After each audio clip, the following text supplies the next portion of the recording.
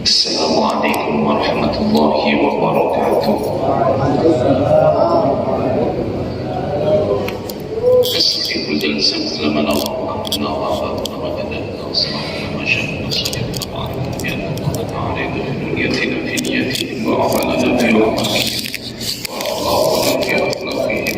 ومقاصدنا في مقاصدهم على هذه النية وكل نية صالحة من خيرات الدنيا والآخرة وإلى حضرة النبي المصطفى محمد صلى الله عليه وسلم الفاتحة.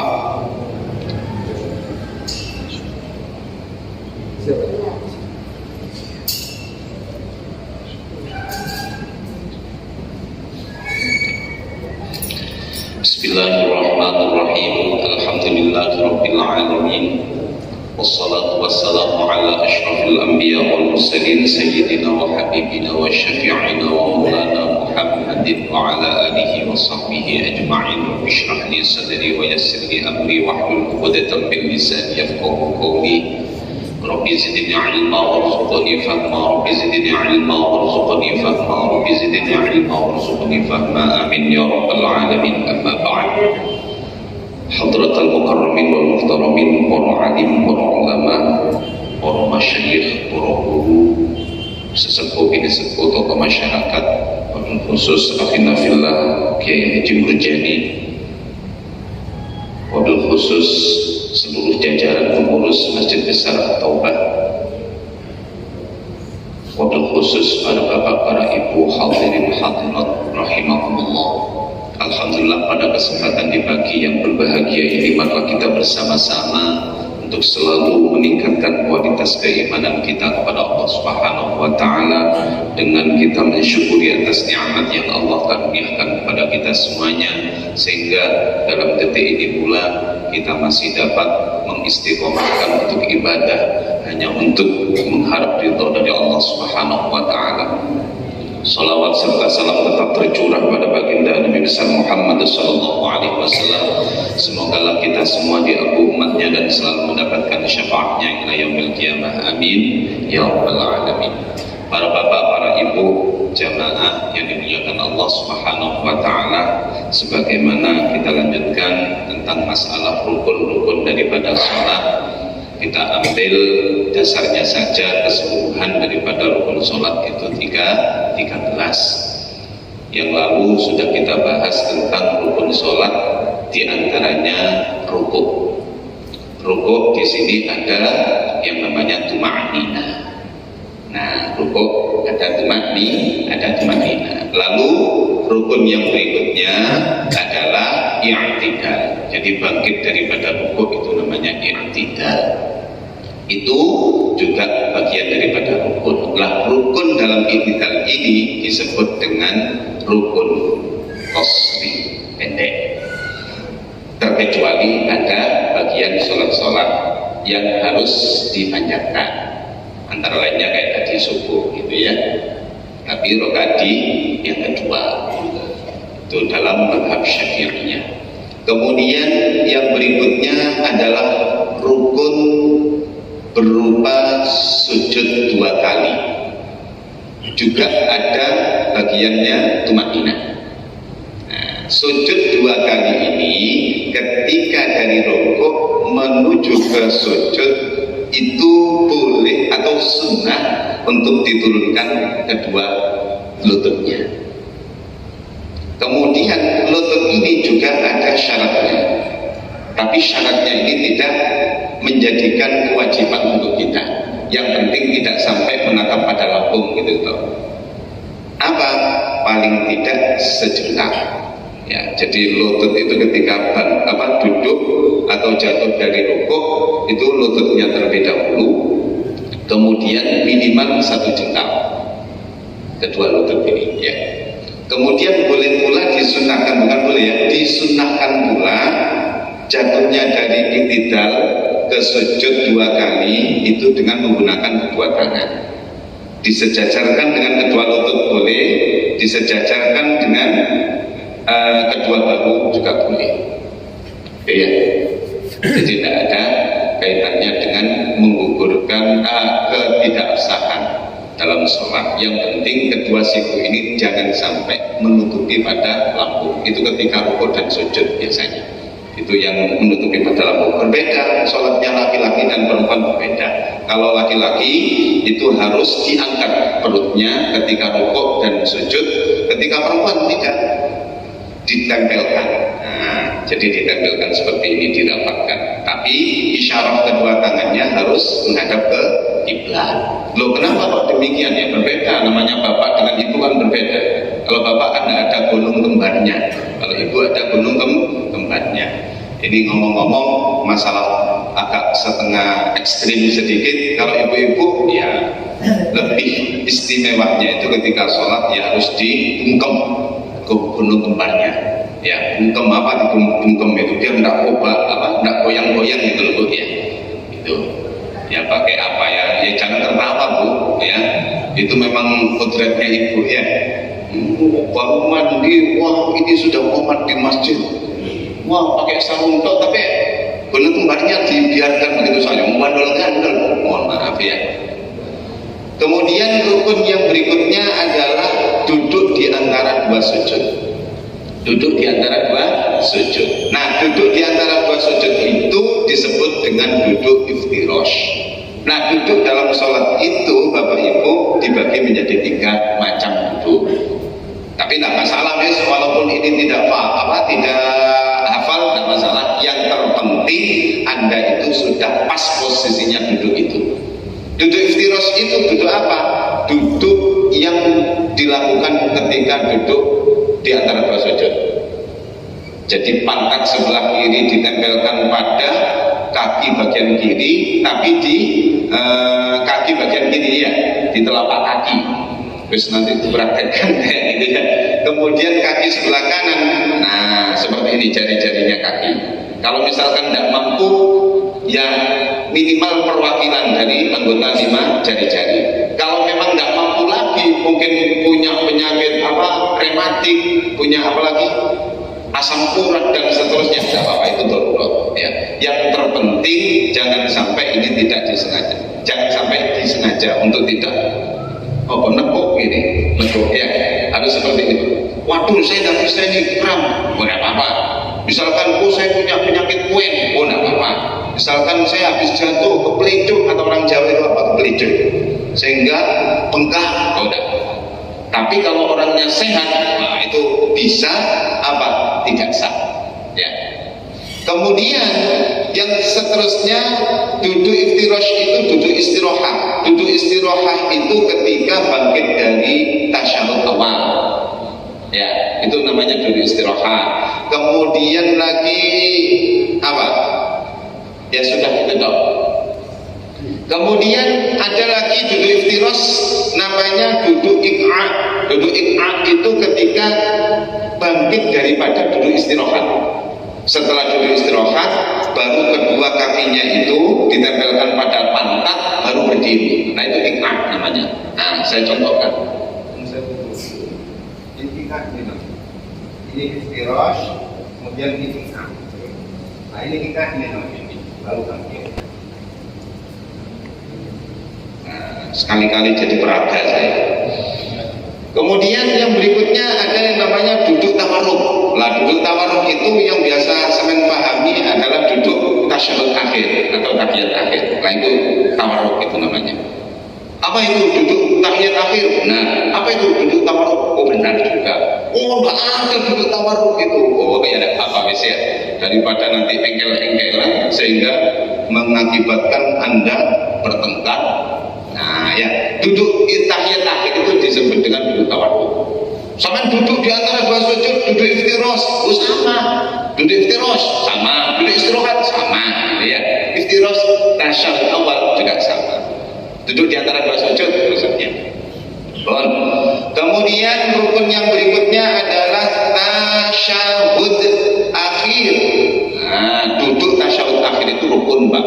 Nah, termasuk pula rukun-rukun yang ada kalanya qauli, ada kalanya fi'li. Dari rukuk tadi, rukuk itu rukun fi'li, kemudian i'tidal rukun fi'li, kemudian kedua sujud 2 kali rukun fi'li, kemudian iftirash Itu namanya duduk iftiras rukun fi'li. Kemudian duduk tasyahud akhir itu rukun fi'li. Rukun fi'li itu adalah pekerjaan di dalam sholat, berupa pekerjaan dalam sholat. Kemudian perbuatannya fi'li. Kemudian yang berikutnya adalah membaca doa tasyahud akhir. Nah, membaca doa tasyahud akhir itu Bapak Ibu yang dimuliakan Allah termasuk rukun sholat. Nah, rukun dalam sholat itu disebut dengan rukun qauli. Nah, qauli itu ya syaratnya harus terdengar oleh kedua telinga yang menjalankan sholat. Kayak apa? At-tahiyyatul mubarakatus shalawatut thayyibatu lillah. Selain terdengar rukun qauli, juga ada syaratnya tasyahud akhir. Syaratnya apa? Sama dengan halnya syarat daripada membaca surah Al-Fatihah. Wa makharijuha, makhraj-makhrajnya harus diperhatikan. At-tahiyyatul mubarakatus shalawatut thayyibatu lillah. Dan at-tahiyyatul mubarakatus shalawatut, aku keroncong misalkan ya.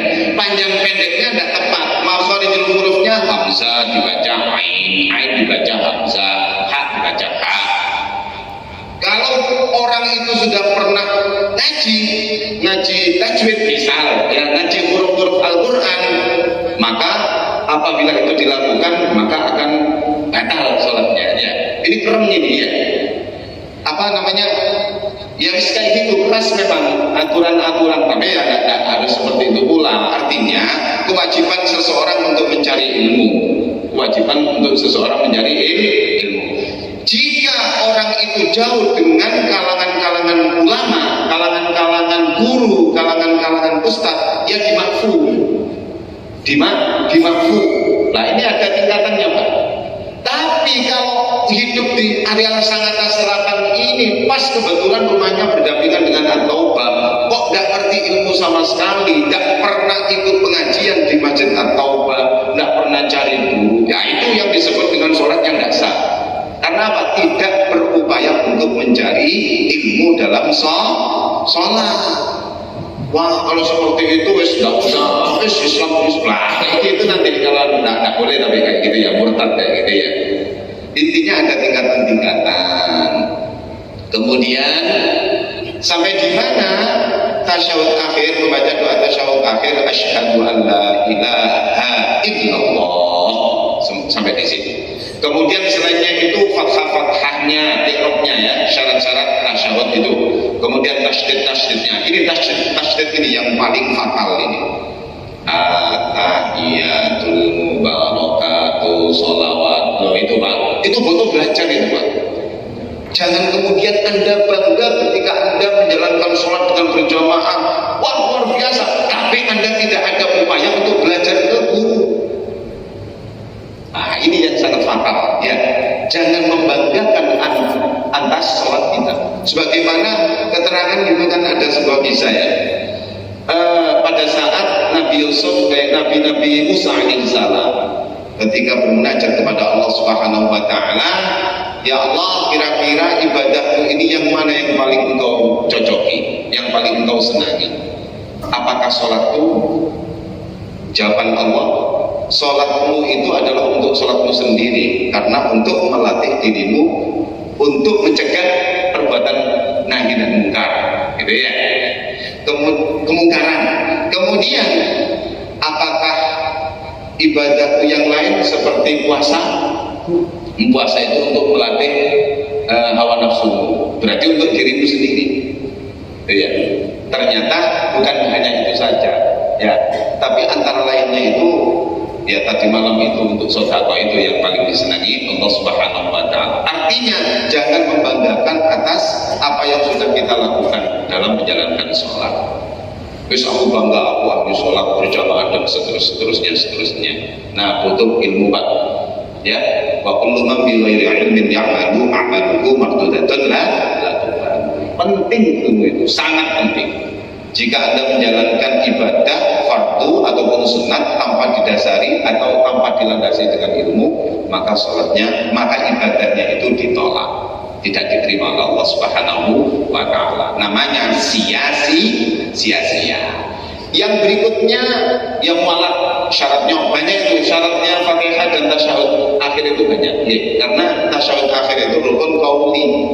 Kemudian rukun yang berikutnya adalah membaca sholawat pada Nabi. Allahumma sholli ala sayyidina Muhammad. Itu boleh dipakai sayyidina, boleh tidak dipakai sayyidina, tidak apa-apa, wis tidak usah didebatkan ya. Allahumma sholli ala Muhammad boleh, wa ala ali Muhammad boleh. Allahumma sholli ala sayyidina Muhammad. Itu pernah saya tuh, bukan pernah lagi, 2 kali saya dikritisi. Ustaz, sampai itu keliru tadi. Allahumma sholli ala Muhammad itu tidak boleh ala sayyidina Muhammad. Wis langsung saja, bukan menghibah di Pertamina ini. Ya, seperti itu ya, maklum ya, saya diam saja sudah, percuma Pak, percuma kalau kita debatkan itu enggak habis-habisnya, tetap kalah kita. Wis enggak penting, biar sudah apapun apa yang dikatakan mereka, Ustaz bodoh lah, Ustaz apalah, terserah ya, enggak usah sakit hati ya, seperti itu Pak. Makanya kita bersyukur kita ikut Guru Murja di Ahlus Sunnah wal Jamaah di masjid sini, mudah-mudahan bertahan terus Ahlus Sunnah wal Jamaah. Kemudian sholawat Nabi rukun, termasuk rukun qauli. Rukun qauli itu tidak boleh tidak disuarakan ya, tidak boleh tidak ada suara, itu tidak boleh. Artinya harus bersuara. Nah, itu harus terdengar. Wa ala ali sayyidina Muhammad, itu bukan rukun itu sudah. Kemudian yang berikutnya adalah membaca salam yang pertama, assalamualaikum warahmatullah. Paling sedikitnya assalamualaikum, assalamualaikum, langsung noleh. Nah, itu ada syaratnya, ada 6 itu dalam keterangannya. Wes tidak perlu itu berkaitan dengan nahwu ya. Nanti kalau dijelaskan nahwu nun sewu Pak, al-ma'rifat itu apa sih, apa gitu, nah paham nanti ya. Yes. Kemudian yang terakhir, assalamualaikum paling sempurnanya assalamualaikum warahmatullah, tidak dianjurkan sampai wabarakatuh. Saya ulangi, paling sedikitnya assalamualaikum baru noleh. Kemudian sempurnanya assalamualaikum warahmatullah, dan tidak dianjurkan untuk disampaikan sampai wabarakatuh. Assalamualaikum warahmatullahi wabarakatuh. Boleh, tapi lebih baikannya itu, lebih bagusnya lagi assalamualaikum warahmatullah, berdasarkan miftahus shalah al-wudu kata Rasulullah ya. Wa tahlimuha bil takbir wa tahlimuha bil taslim, itu hadisnya. Kemudian rukun yang terakhir adalah takbir. Seluruh daripada rukun sholat, dalam gerakan sholat mulai dari takbiratul ihram ya, niat takbiratul, membaca takbiratul ihram, berdiri tegak bagi yang mampu. Kemudian ketika mengangkat kedua tangan, itu sunnah. Nah, sunat itu dalam sholat ada 2 kategori, ada sunat hayat, ada sunat qat'ah. Sunat hayat adalah segenap pekerjaan yang bukan wajib dan bukan pula sunat abad. Yang mana sunat abad jika tidak dilakukan maka diganti dengan sujud sahwi. Itu kalau sunat hayat. Sunat abad bukan pekerjaan wajib, tapi jika ditinggalkan baik lupa ataupun disengaja maka diganti dengan sujud sahwi. Nah, sujud sahwi itu ada doanya, subhana man la yanamu wa la yashu. Misalkan apa? Lupa gitu kan ya. Ada perbuatan yang lupa dalam sholat, nah itu diganti dengan sujud sahwi. Nah, ketika mengangkat kedua telapak tangan kita, itu namanya sunnat hayat. Kemudian membaca takbiratul iftitah, sunnat hayat. Ya, walaupun sunat-sunat pekerjaan sunat itu tidak dilakukan, ya tidak menjadi masalah. Artinya tidak menjadi masalah, tetap sholatnya sah. Kemudian sampai kepada amin. Amin itu sunat hayat. Ya, amin, karena ada hadisnya, idza ammanal imam fa amin. Fa in wafaqa ta'minuhu ta'minal malaikah ghufira lahu ma taqaddama min dhanbi. Barang siapa yang membaca aminnya imam, makanya aminnya imam itu harus kita tunggu dulu. ketika waladdallin, Anda jangan keburu membaca amin gitu, nunggu imam dulu, kasih kesempatan imam itu untuk istirahat. Karena apa? Ngeden Mbak, capek imam itu Mbak. Waladdallin, amin, itu tidak ada kesunatan kayak gitu. Kayak apa? Amin sejenak, A-nya imam, hamzahnya, aminnya imam, baru disambut dengan itu sunnah. Tapi tidak ada apa-apa ya, tidak sampai membatalkan pada sholat. Kemudian sampai ke doa ruku sunat tahiyat, doa bangkit dari ruku i'tidal sunat tahiyat, doa sujud sunat tahiyat, doa iftiros, duduk iftiros itu sunat tahiyat. Kemudian membaca sholawat pada keluarganya Nabi sunat tahiyat. Paham Pak ya? Nah, kemudian menoleh ke kirinya salam itu sunat tahiyat. Kalau ke kanan rukun fi'ani dalam salat ya. Kemudian selainnya itu sunat ab'ad, apa saja? Sunat ab'ad ketika menjalankan duduk tasyahud awal. Kok lupa? Nah, itu ab'ad. Maka Anda diganti dengan sujud sahwi nanti. Sebab Rasulullah pernah lupa akan menjalankannya duduk tasyahud awal, maka Rasulullah menggantinya dengan sujud sahwi sebelum salam. Sebelum salam, tapi harus dikerjakan dulu rukun akhirnya sholat ya, di sholawat Nabi itu loh. Kemudian boleh pula setelah salam. Kemudian tidak kunut pun juga diganti dengan sujud sahwi. Wah, berarti kalau saya tidak pakai kunut, nah ini madhab Syafi'iyah Pak yang kami jelaskan. Karena kita kan mayoritas ikut madhab Syafi'i. Oh, di Mekah itu tidak pakai kunut. Nah, gitu ya. Biasanya orang itu kiblatnya ke sana. Ya wes bener wes, sama-sama bener wes. Percuma nanti kalau dibahas ya. Banyak gitu Pak. Okay? Kemudian membaca sholawat Nabi dan keluarga Nabi itu juga bagian daripada sunat ab'ad. Sholawat Nabi dan keluarga Nabi dalam kunut, mohon maaf. Kemudian dalam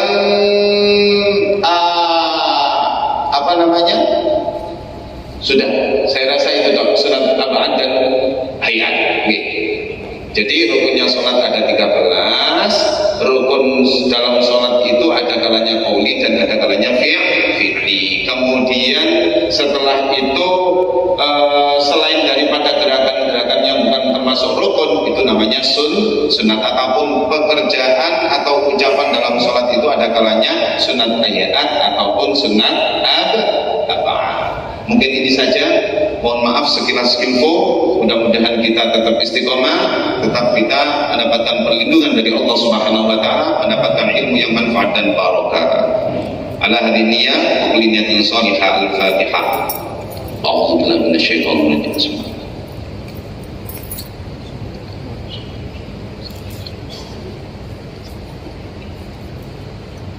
Al-'afwu minkum. Assalamualaikum warahmatullahi wabarakatuh.